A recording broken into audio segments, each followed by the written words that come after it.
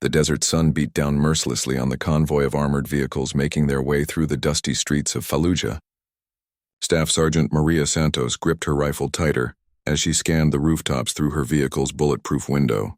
The city had been relatively quiet for the past few days, but everyone knew that silence in Fallujah meant trouble was brewing.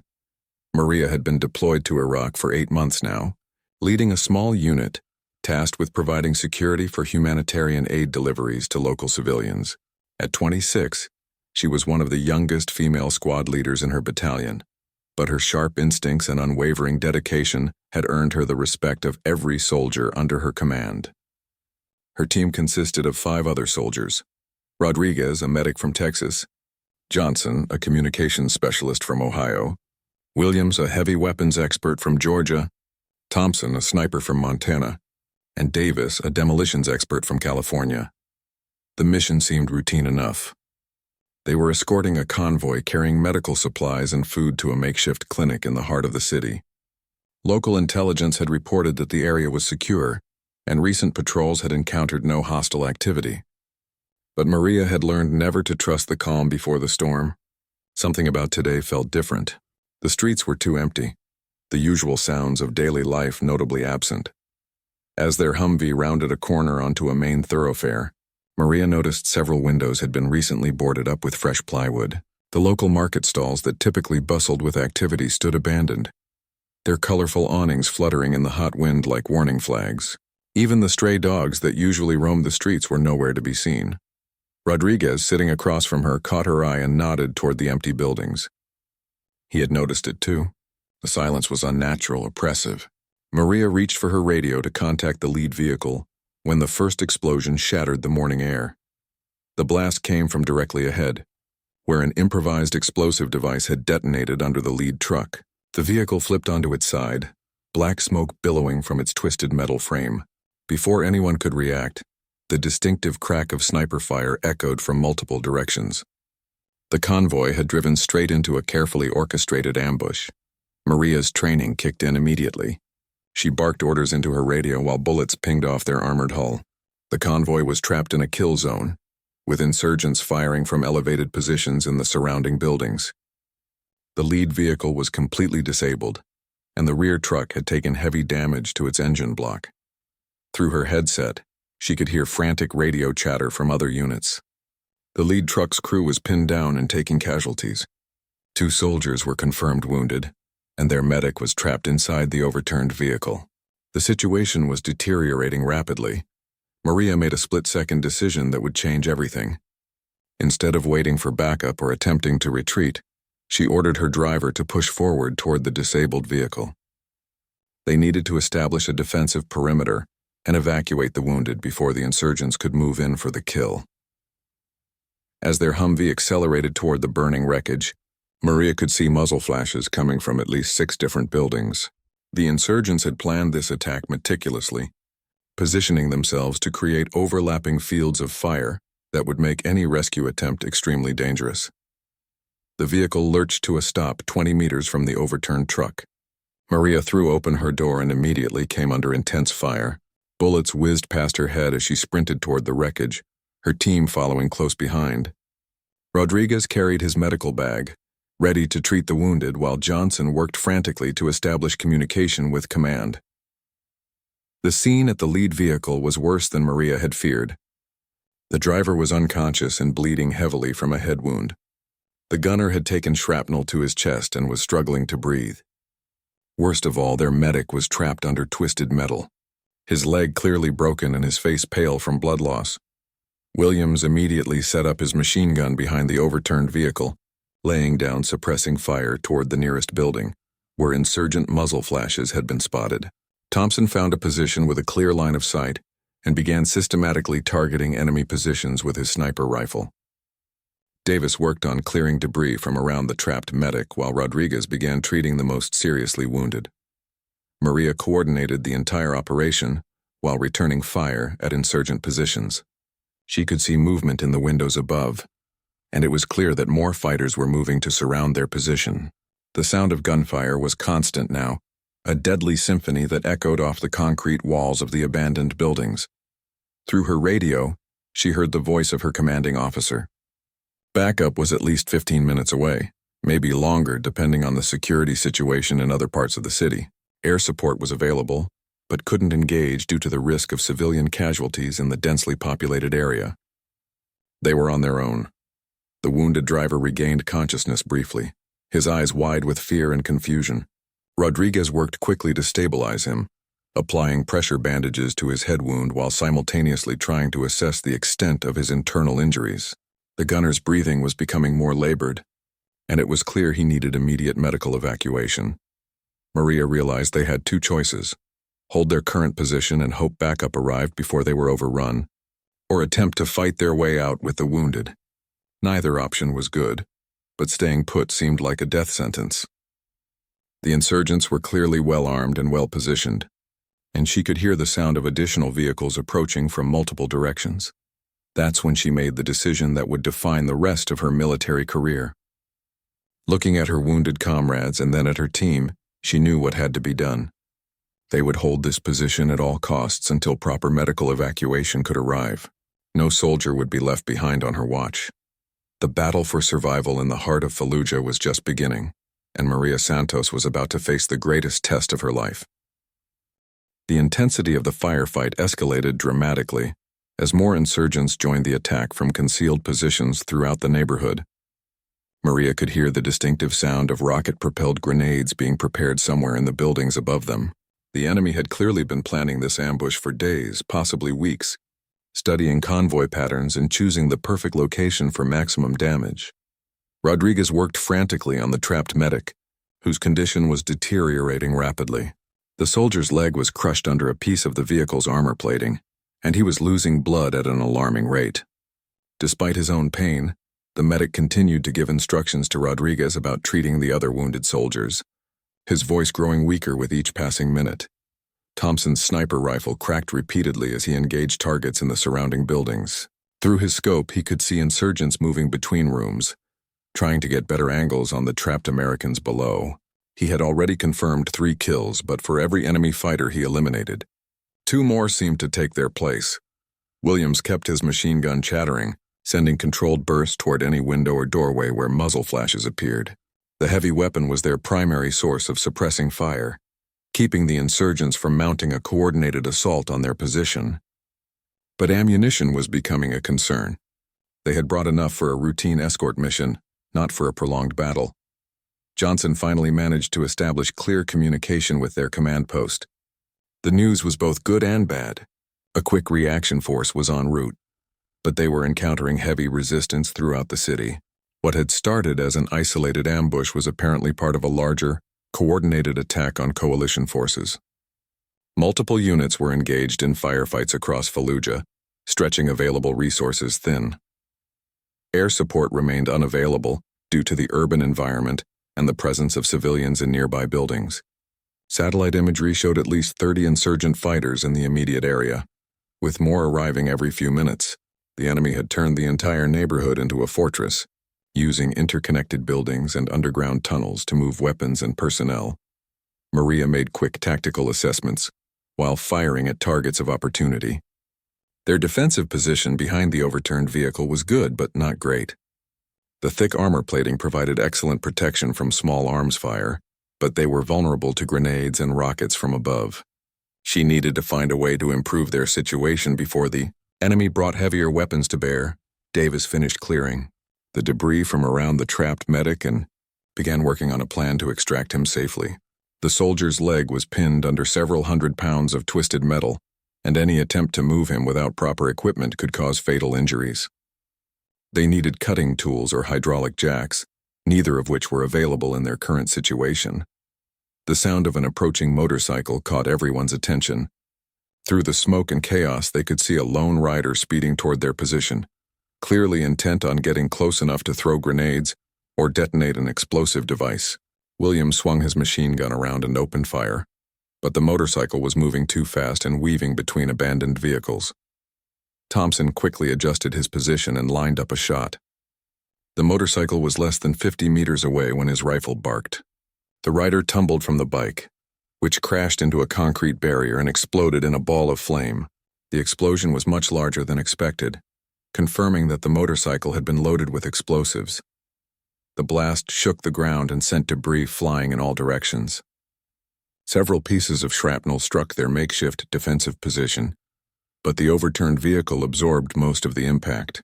However, the explosion had also damaged the building directly above them, causing chunks of concrete to rain down on their position. Maria realized that their situation was becoming untenable. The insurgents were escalating their attacks, and it was only a matter of time before they brought rocket-propelled grenades or mortars into play. She made the difficult decision to radio for immediate medical evacuation, even though it would put helicopter crews at extreme risk. The response from command was swift but sobering. Medical evacuation helicopters could not safely approach the landing zone while it remained under heavy fire. The quick reaction force was still at least 10 minutes away, and their route was being contested by multiple insurgent positions. Maria and her team would have to hold their ground and find a way to neutralize enough enemy positions to create a safe corridor for evacuation. Rodriguez finished stabilizing the gunner and moved on to the unconscious driver. The head wound was serious but not immediately life-threatening. However, the soldier was showing signs of internal bleeding and his pulse was becoming weaker. Without immediate surgery, he might not survive much longer. The trapped medic had lost consciousness, his face pale and covered in sweat. His breathing was shallow and irregular, and Rodriguez knew that time was running out. They needed to get him to a field hospital within the next 30 minutes or they would lose him. Williams called out a warning as he spotted movement in a building across the street. Several insurgents were setting up what appeared to be a heavy machine gun in a third-floor window.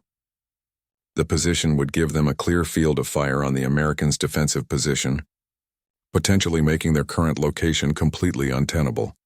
Thompson immediately engaged the new threat, but the insurgents had positioned themselves well behind cover. His shot struck the window frame and concrete walls, but he couldn't get a clear shot at the enemy fighters. Meanwhile, other insurgents continued to fire from multiple directions, keeping the Americans pinned down. Maria knew they needed a new strategy. Staying in their current position was no longer viable, but moving the wounded soldiers would be extremely dangerous. She studied the surrounding area, looking for any advantage they could exploit. That's when she noticed a series of concrete barriers about 30 meters to their left that would provide better cover and a more defensible position. The move would be risky. They would have to expose themselves to enemy fire while carrying wounded soldiers across open ground. But their current position was becoming a death trap, and they needed to act before the insurgents brought heavier weapons to bear. Johnson received an update from command that changed everything. Intelligence reports indicated that a large group of insurgents was moving to surround their position completely. Estimated time before encirclement was less than 5 minutes. The quick reaction force was still several minutes away, and the situation was deteriorating rapidly. Maria looked at her wounded comrades and then at her team. The decision she was about to make would either save their lives or get them all killed. But she knew that staying put was no longer an option. They had to move, and they had to move now. Maria's voice cut through the chaos as she outlined the desperate plan to her team. They would move in 2 groups. Rodriguez and Davis would carry the wounded soldiers to the new position behind the concrete barriers, while Maria, Williams, and Thompson provided covering fire. Johnson would coordinate the movement while maintaining communication with command. The first challenge was extracting the trapped medic without causing further injury. Davis had managed to create some space around the soldier's crushed leg, but they still needed to lift several hundred pounds of twisted metal. Using their rifles as makeshift levers and pieces of debris as fulcrums, they slowly began to raise the heavy armor plating. The medic's eyes fluttered open as they worked to free him. Despite his critical condition, he tried to speak, offering medical advice about treating the other wounded soldiers. His dedication to his comrades, even while facing death himself, inspired everyone around him to push harder and move faster. Williams maintained steady, suppressing fire as the extraction continued. His machine gun sent controlled bursts toward any building where insurgent activity had been spotted. The enemy fighters were becoming bolder, leaning out of windows and doorways to get better shots at the trapped Americans. Several bullets struck the overturned vehicle just inches from where the wounded soldiers lay. Thompson had identified the locations of at least 8 enemy fighters in the surrounding buildings. His sniper rifle had already claimed 5 confirmed kills, but the insurgents were learning to stay hidden behind solid cover. They were also beginning to coordinate their movements, suggesting that an experienced leader was directing the attack. The sound of diesel engines approaching from multiple directions indicated that insurgent reinforcements were arriving. Through the smoke and dust, Maria could see several pickup trucks loaded with armed fighters moving to surround their position. The vehicles were staying out of direct line of sight, but their presence meant that escape routes were being systematically cut off. Johnson received an urgent message from the Quick Reaction Force. They had encountered a massive roadside bomb 3 blocks away and were temporarily delayed while engineers cleared the route. The explosion had been so large that it created a crater in the road, making it impossible for armored vehicles to pass. Alternative routes were being explored, but it would add precious minutes to their arrival time. Rodriguez finally stabilized the trapped medic enough for movement. The soldier's leg was badly mangled, but the bleeding had been controlled with tourniquets and pressure bandages. He would need immediate surgery to save the limb, but he might survive the journey to the new defensive position. Davis coordinated the lifting of the armor plating, while Rodriguez prepared to pull the medic free. The operation required perfect timing and coordination. If they dropped the heavy metal, it could crush the soldier completely. If they moved too slowly, insurgent fire might kill them all before the extraction was complete. Maria provided covering fire as the extraction began.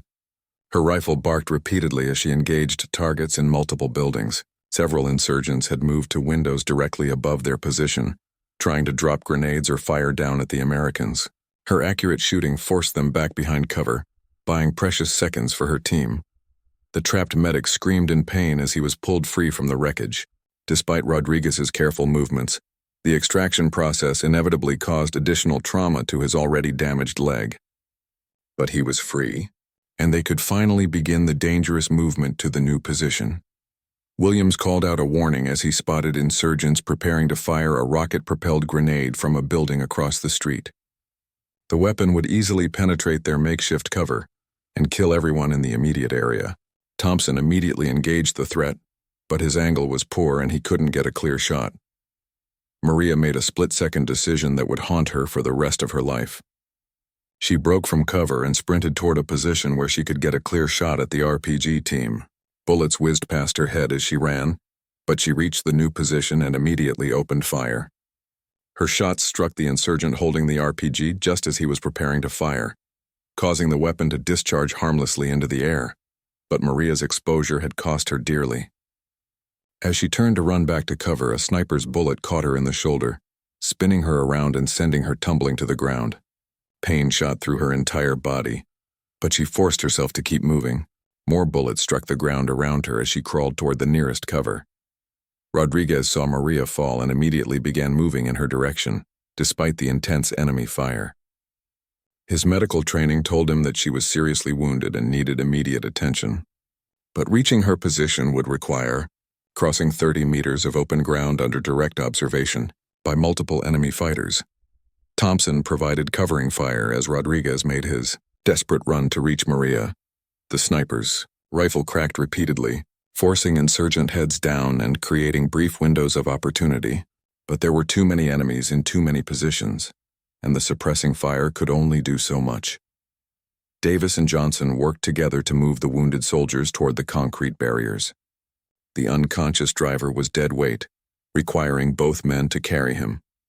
The gunner was able to help somewhat, but his chest wound made breathing difficult and movement painful. The medic drifted in and out of consciousness, his condition continuing to deteriorate. Maria reached a small depression in the ground that provided minimal cover from enemy fire. Blood was flowing freely from her shoulder wound, and she could feel her strength beginning to fade. But she continued to return fire, knowing that her team's survival depended on maintaining suppressive fire against the insurgent positions. Williams repositioned his machine gun to provide better covering fire for the movement.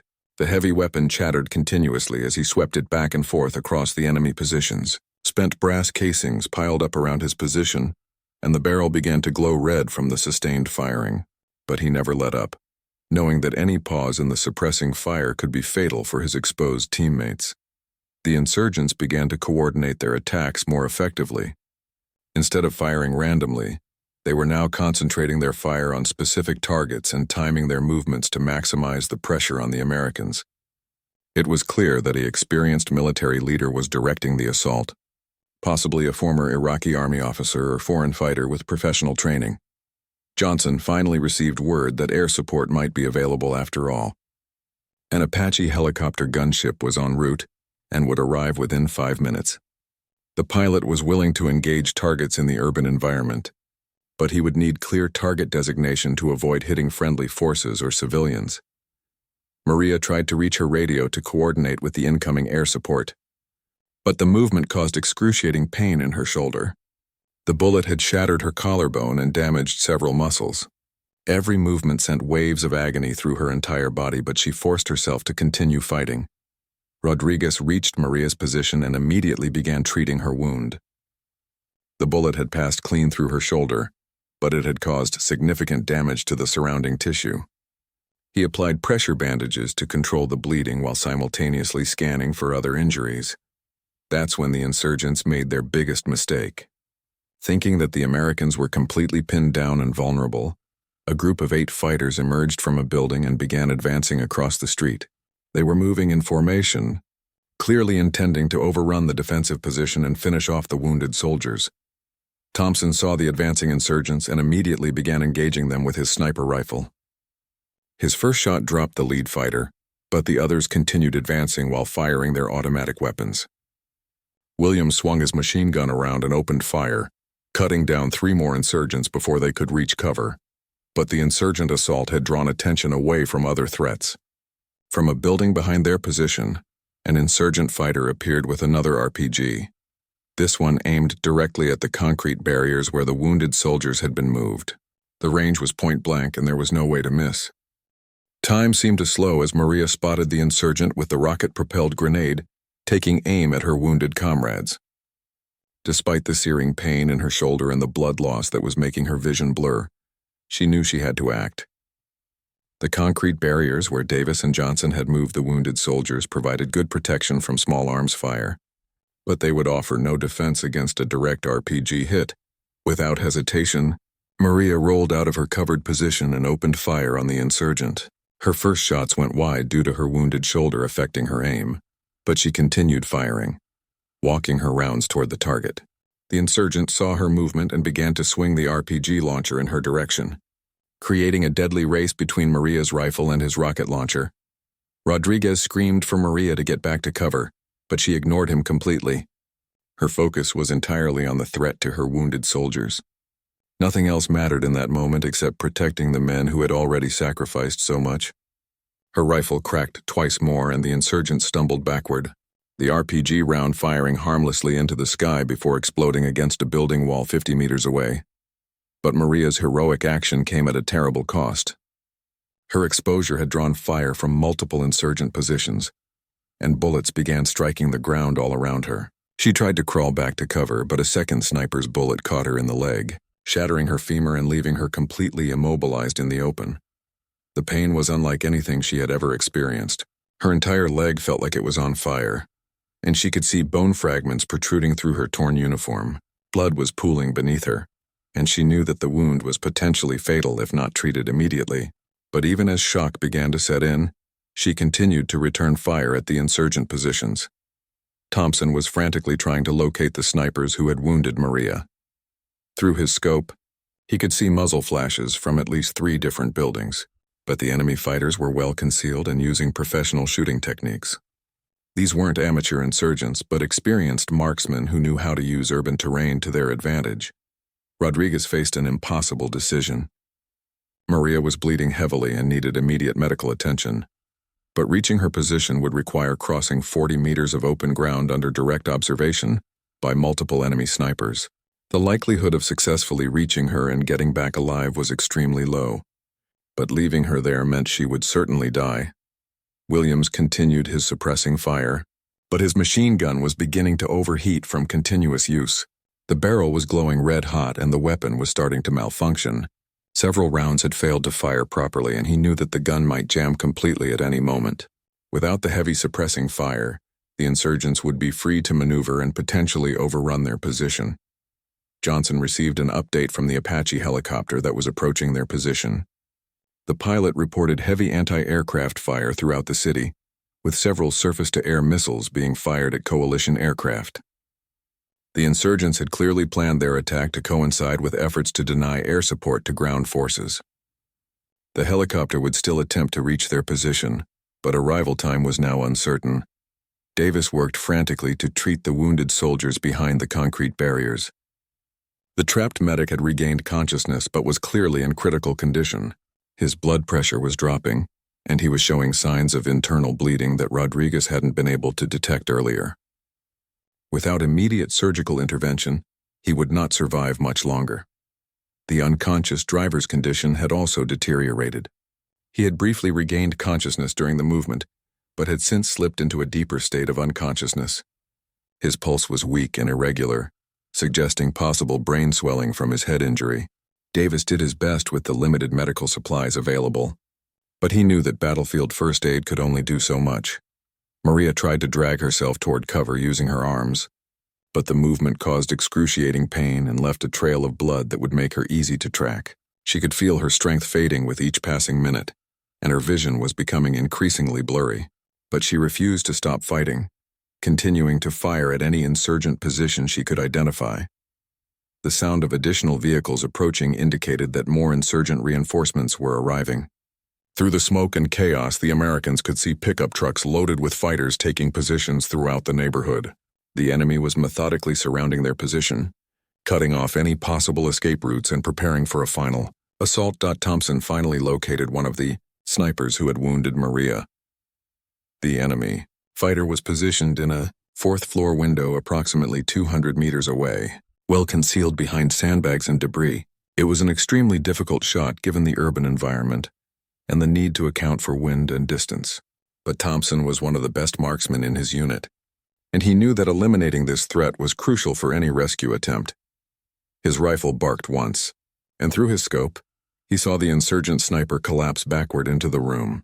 One threat down, but there were still at least 2 more snipers active in the area. He began systematically scanning the buildings, looking for any sign of movement or muzzle flashes that would reveal their positions. Rodriguez made his decision. He couldn't leave Maria to die in the open, regardless of the personal risk. He began preparing for a desperate rescue attempt, gathering medical supplies and planning the fastest route to her position. Davis tried to talk him out of it, knowing that they would likely lose their medic in addition to their squad leader, but Rodriguez was determined. Williams warned that his machine gun was about to fail completely. The sustained firing had pushed the weapon beyond its operational limits, and it was now jamming every few rounds. He had maybe 50 more rounds of effective fire before the gun became completely unusable. After that, they would be down to rifles and whatever ammunition they had left.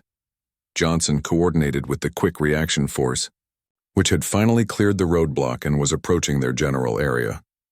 However, the QRF was encountering heavy resistance at multiple intersections and was being forced to fight their way through street by street. Their arrival was still at least 5 minutes away, and the situation was deteriorating rapidly. Maria's radio crackled to life with a transmission from the Apache helicopter pilot. The aircraft was approximately 2 minutes out, but was taking heavy ground fire from multiple positions throughout the city. The pilot requested immediate target designation for any enemy positions that the ground team could identify. This was their chance to turn the tide of the battle. Despite her wounds and failing strength, Maria forced herself to focus on the task of directing air support. Using her radio, she began calling out target locations based on her observations of insurgent positions. Her voice was weak and occasionally interrupted by waves of pain, but she provided precise coordinates for the buildings where enemy fighters were concentrated. The first indication that air support had arrived was the distinctive sound of 30mm cannon fire from the Apache's chain gun. The helicopter had engaged a building where insurgents had been firing from multiple windows. The devastating firepower of the gunship turned the insurgent position into rubble within seconds, eliminating an entire squad of enemy fighters. But the insurgents had prepared for air support as well. From several concealed positions, surface-to-air missiles began streaking toward the helicopter. The pilot was forced to take evasive action, breaking off his attack run and maneuvering to avoid the incoming missiles. One missile passed close enough to the aircraft to trigger defensive countermeasures. Maria watched the aerial battle unfold above her while continuing to fight off insurgents on the ground. She had been hit twice more by enemy fire, once in her other arm and once in her abdomen. Each new wound sapped more of her strength, but she refused to surrender. Her radio continued to provide target updates to the helicopter pilot whenever he could safely engage. Rodriguez began his desperate run toward Maria's position. Using every piece of cover available, he sprinted from one protected position to another while enemy bullets struck the ground around him. Williams provided what covering fire he could with his failing machine gun, but the weapon jammed repeatedly, forcing him to clear malfunctions while under fire. That's when Maria took the hit that would change everything. A sniper's bullet caught her in the chest, penetrating her body armor and causing massive internal damage. She collapsed completely, her rifle falling from her hands as blood began flowing from her mouth. Through sheer force of will, she managed to key her radio one more time to provide final target coordinates to the Apache pilot. The bullet that pierced Maria's chest had punctured her lung and was causing massive internal bleeding. Each breath became a struggle as blood filled her lung cavity, but she fought against the encroaching darkness with every ounce of willpower she possessed. Her vision was fading in and out, but she could still hear the sounds of battle raging around her and the voices of her team members calling her name. Rodriguez reached Maria's position just as she took the devastating chest wound. The medic's heart sank as he assessed her injuries. In addition to the chest wound, she had been hit multiple times in her arms, legs, and abdomen. By his count, she had taken at least 8 separate bullet wounds, each one potentially fatal. Her body armor had stopped several more rounds, but the accumulated damage was overwhelming. Working frantically, Rodriguez began emergency trauma procedures while under constant enemy fire. He inserted a chest tube to relieve the pressure on Maria's collapsed lung and applied pressure bandages to her multiple wounds. But even as he worked, more bullets struck the ground around them, some passing so close that they tore holes in his medical bag. Maria tried to speak, her voice barely a whisper through the blood in her throat. She was attempting to give Rodriguez information about enemy positions and coordinate the ongoing battle, even as her body was failing. Her dedication to the mission and her soldiers remained absolute.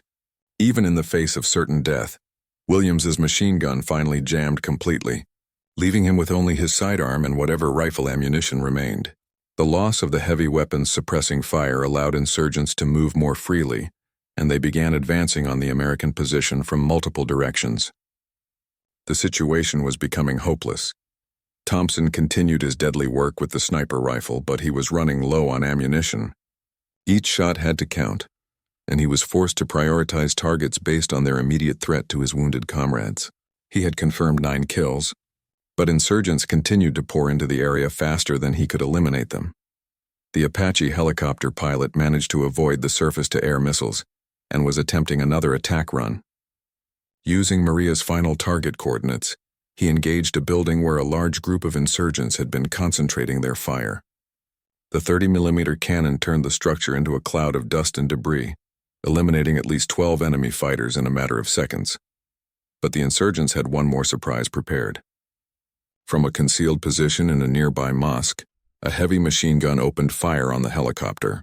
The large-caliber rounds struck the aircraft's tail rotor, causing severe damage and forcing the pilot to make an emergency landing several blocks away. The crew survived the crash but was now trapped behind enemy lines. Johnson received the devastating news that their air support was down. The quick reaction force was still fighting its way through multiple roadblocks and ambushes, and their arrival time was now unknown. Command was scrambling to organize additional support, but every available unit in the city was engaged in heavy fighting. They were truly on their own. Rodriguez finished his emergency treatment of Maria and began preparing to move her to the concrete barriers where the other wounded soldiers were sheltered. But she grabbed his arm with surprising strength and shook her head. She knew that moving her would likely kill her, and she refused to risk Rodriguez's life in a futile rescue attempt. Instead, Maria pointed weakly toward her rifle and ammunition. Despite her critical condition, she intended to continue fighting from her current position. Rodriguez protested, but Maria's eyes held a determination that he had never seen before. She was prepared to die in place rather than abandon her post or endanger her soldiers.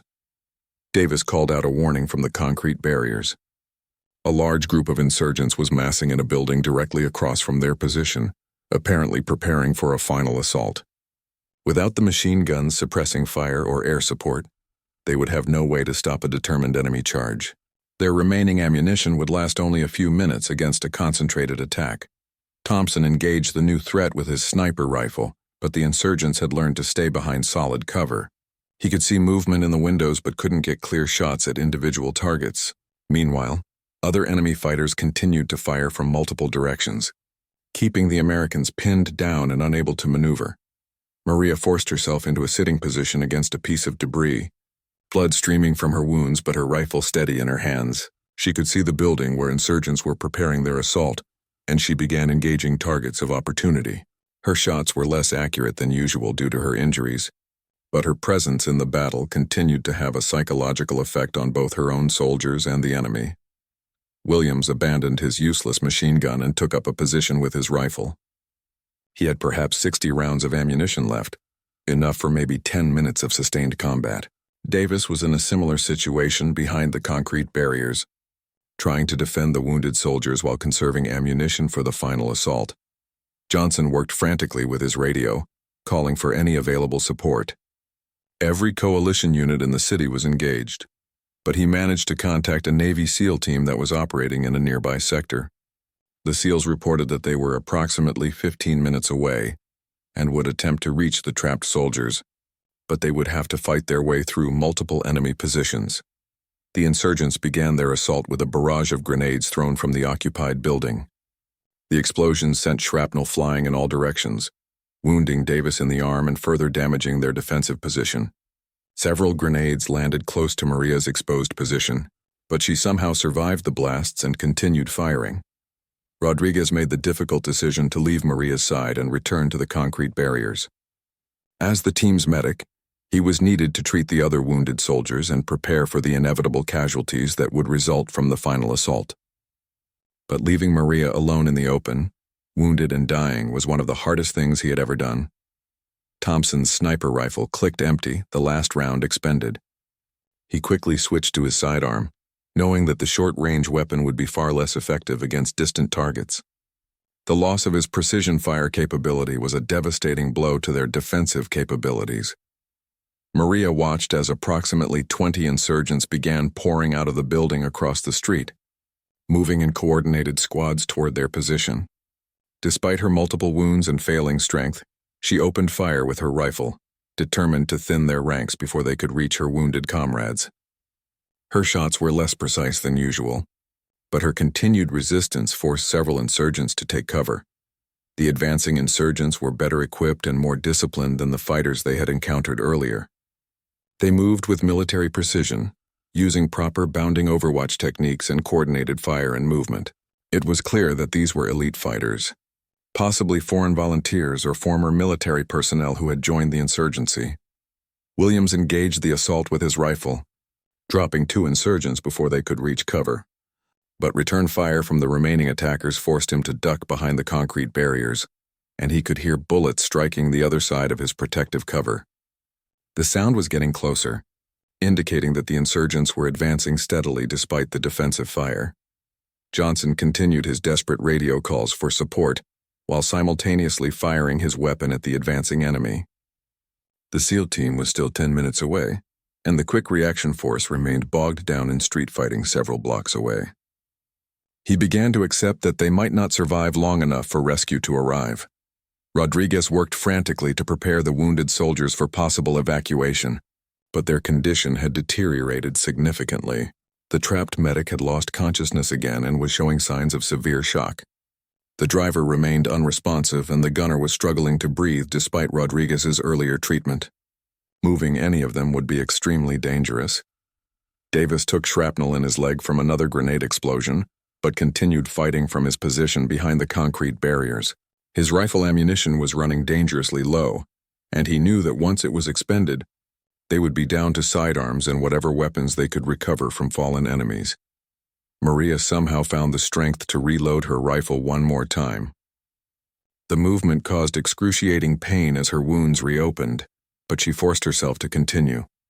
She could see that the insurgent assault was focusing on the concrete barriers where her wounded soldiers were sheltered, and she knew that she had to draw their attention to herself.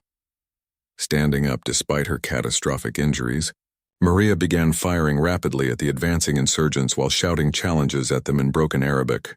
Her desperate action had the desired effect, drawing enemy fire away from the concrete barriers and toward her exposed position. Bullets struck the ground all around her, but she continued firing until her rifle was empty. The insurgents took the bait and began concentrating their fire on Maria's position. She had become a symbol of American resistance, a single wounded soldier refusing to surrender despite impossible odds. Several insurgents broke from their coordinated assault to focus specifically on eliminating her, exactly as she had intended. Thompson used his sidearm to engage targets that came within range, but the weapon's limited effective distance meant that most of the insurgents were beyond his ability to engage accurately. He watched helplessly as Maria drew enemy fire, knowing that her selfless action was buying precious time for the rest of the team, but at the cost of her own life. Williams called out that he was down to his last magazine of rifle ammunition. Once those rounds were expended, they would be effectively defenseless against any coordinated assault. The insurgents seemed to sense that the Americans were running out of ammunition, and their advance became more aggressive. That's when the distinctive sound of helicopter rotors could be heard approaching from the distance, but this wasn't the familiar sound of American aircraft. Intelligence reports had indicated that insurgent forces had access to captured helicopters, and the approaching aircraft might be another enemy asset rather than friendly support. Johnson frantically tried to establish radio contact with the approaching helicopter, but received no response on any coalition frequencies. The aircraft was still several minutes away, but its approach added another element of uncertainty to an already desperate situation. They had no way of knowing whether rescue was approaching or if they were about to face an aerial assault. Maria collapsed to her knees as her strength finally began to fail completely. She had taken at least 14 separate bullet wounds and her body simply could not continue functioning. But even as she fell, she managed to keep her rifle pointed toward the enemy, symbolically maintaining her defiance until the very end. The insurgent assault reached the concrete barriers and close-quarters combat began in earnest. Williams engaged enemy fighters at point-blank range while Rodriguez tried to protect the wounded soldiers. The battle had devolved into a desperate hand-to-hand struggle for survival, with the outcome hanging in the balance. The sound of the approaching helicopter grew louder, and suddenly the distinctive roar of American engines filled the air. 2 Blackhawks appeared over the rooftops, followed closely by another Apache gunship that had been diverted from operations elsewhere in the city. But these weren't regular Army aviation units. The helicopters bore the markings of Special Operations Command, and rappelling ropes were already being deployed from the Blackhawks. Navy SEALs began fast roping into the combat zone, even as the battle raged below them. The elite operators landed in a coordinated pattern that immediately established a perimeter around the besieged Americans. Their arrival changed the entire dynamic of the firefight, as insurgents suddenly found themselves caught between the original defenders and a fresh force of highly trained Special Operations soldiers. The SEAL team leader, Senior Chief Petty Officer Marcus Rodriguez, quickly assessed the tactical situation while his operators engaged insurgent positions with devastating precision. Through his radio headset, he could hear Maria's weak voice still providing target information and status updates on her wounded soldiers. Despite her critical condition, Williams' rifle finally clicked empty just as the first SEAL reached his position. The special operator immediately handed Williams a fresh magazine and began coordinating defensive fires with the remaining members of Maria's team. The arrival of reinforcements with full ammunition loads and heavy weapons dramatically improved their fighting capability. Rodriguez, the medic, was overwhelmed with relief as a SEAL corpsman reached the concrete barriers and began triaging the wounded soldiers. The Special Operations medic had advanced trauma equipment and was able to provide immediate life-saving treatment that went far beyond what Rodriguez could accomplish with his basic field medical kit. Thompson received a new sniper rifle from one of the SEALs and immediately began engaging insurgent positions with renewed effectiveness. The weapon was equipped with advanced optics and match-grade ammunition, allowing him to eliminate targets at ranges that had previously been impossible. His first shot took down an insurgent leader who had been coordinating the enemy assault. Davis worked with the SEALs to establish a more effective defensive perimeter while Johnson coordinated medical evacuation requests with the newly arrived forces. The Special Operations team had brought portable communication equipment that allowed them to establish direct contact with medical evacuation helicopters and coordinate immediate extraction of the most critically wounded. But Maria remained in the most exposed position, still drawing enemy fire, while suffering from at least 14 separate gunshot wounds. The SEAL team leader made the decision to organize a desperate rescue attempt, knowing that every passing second decreased her chances of survival. 2 SEALs would provide covering fire, while 2 others attempted to reach her position and extract her to safety.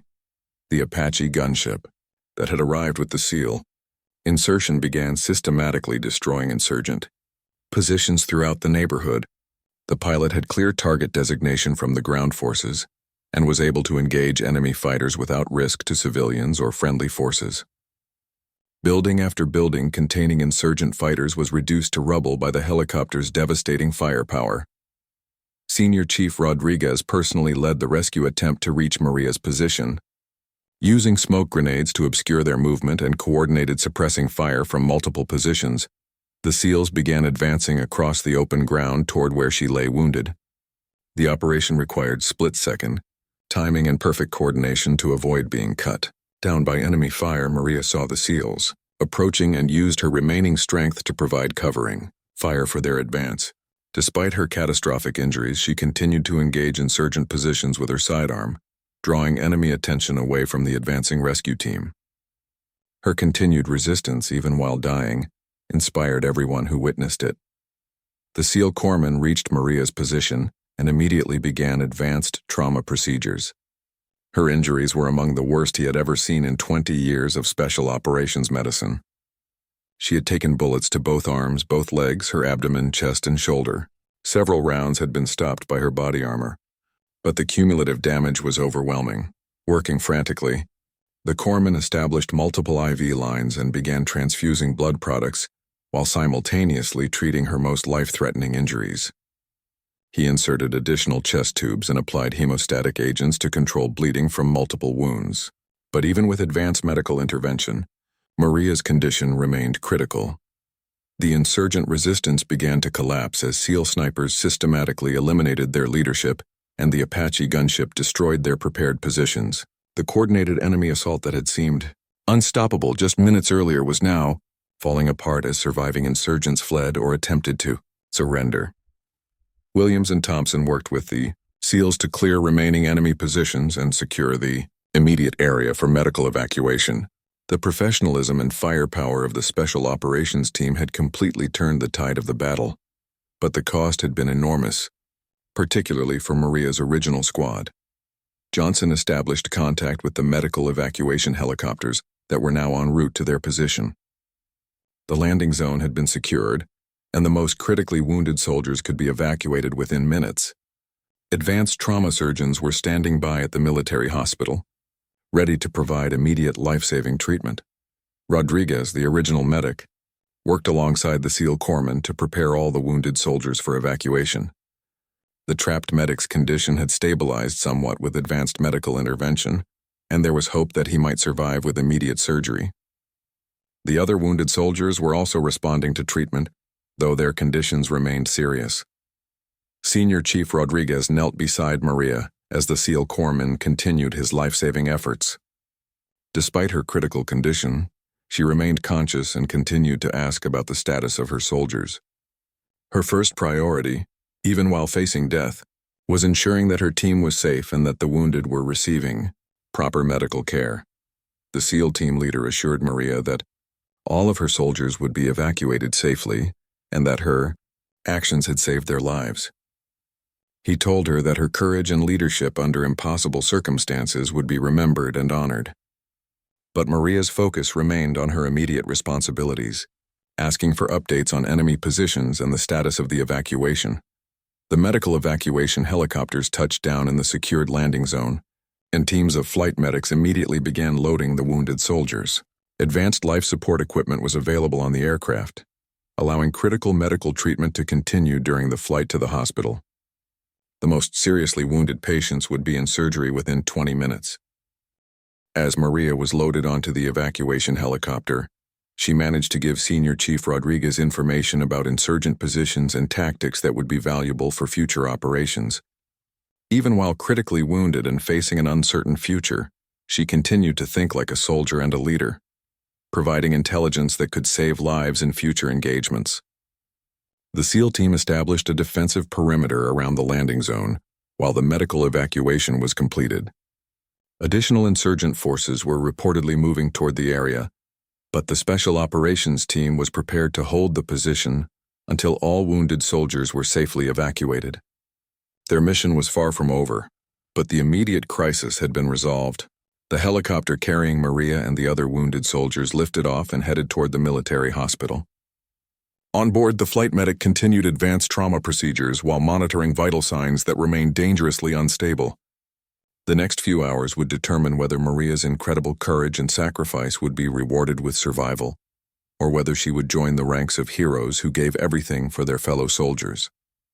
Senior Chief Rodriguez watched the evacuation helicopter disappear into the distance, knowing that he had witnessed something extraordinary. Maria Santos had taken 14 bullets while defending her wounded comrades, refusing to abandon her post or surrender despite impossible odds. Her actions had saved the lives of every soldier under her command, and her example would inspire special operations forces for years to come.